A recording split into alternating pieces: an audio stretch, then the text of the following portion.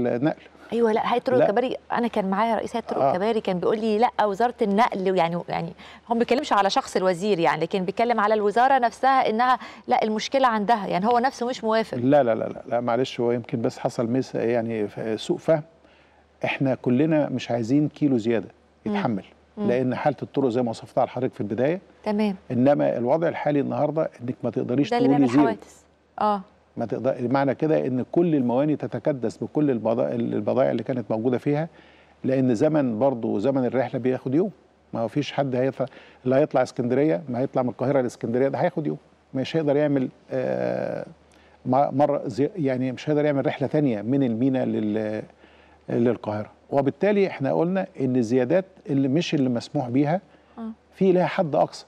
مين اللي هيحدده؟ اللجنه اللي اتعملت النهارده، رئيس هيئه الطرق والكباري، تمام، وحضرتك المرور والمحليات، وبعد كده هنقعد مع شعبة يعني بعد ما تتحدد الكلام ده كله، تتحدد الحمولات حد الأقصى المسموح به، هيبقى كلام هتيجي الشعبة بتاعة سائق الشاحنات، هم دول هيبقى آخر كلام معاهم عشان تبقى دي قاعدة وتبقى موحدة، ولا على حسب الطريق حسب الكوبري؟ هو طبعا الطرق الرئيسية معروفة طبعا، والمتوقع انها مش هتزيد يعني من دلوقتي عن 13 طن على المحور. وبالتالي حضرتك ما فيش حاجه بقى اسمها عربيه تشيل 30 طن هتشيل 60، ما فيش عربيه 30 طن هتشيل 50. ده اللي بيحصل دلوقتي.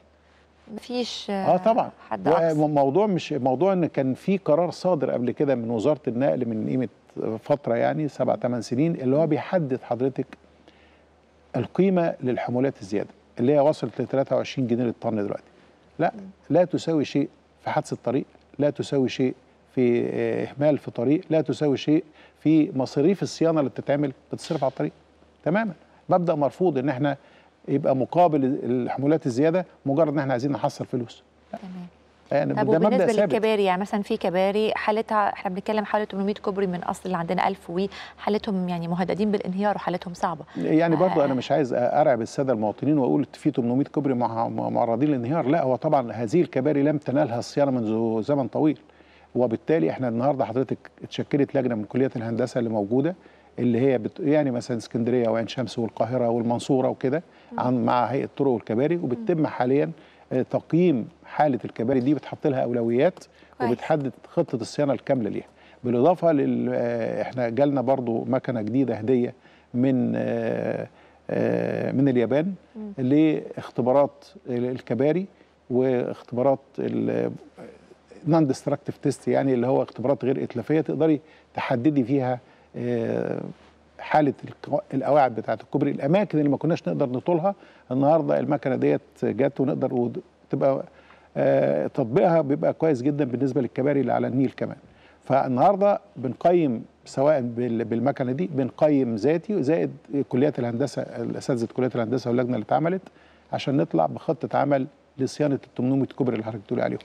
دي يعني لم تنالهم يد الصيانه منذ سنوات، اكثر من 20 سنه. طب ارجع يا سياده الوزير لموضوع المقطورات، ويعني الاجراءات اللي انتم بتاخدوها او بتفكروا فيها. احنا كده بنتعامل مع المقطورات خلاص كامر واقع ما ينفعش تغييره، يعني احنا قعدنا بقالنا كام سنه نقول هنلغي المقطورات او لازم انها توفق اوضاعها او يعني يحصل شيء ما في الموضوع ده، وعمالين ندي مهله في مهله، وفي المقابل هم يقولوا هنضرب لو مسيتوا المقطورات. لا بص حضرتك، النهارده ما فيش حد هيقدر يعني يختلف مع الدولة في قرار اتخذته الدولة لصالح المواطنين وصالح الاقتصاد القومي. حتة الإضراب والامتناع عن العمل والكلام ده خلاص الموضوع ده أصبح مرفوض تماما وغير مقبول وهيقابل بكل حسم. إنما إحنا نبحث المشكلة. المشكلة إيه؟ المشكلة إن المقطورات بتمثل لهم إيراد إضافي.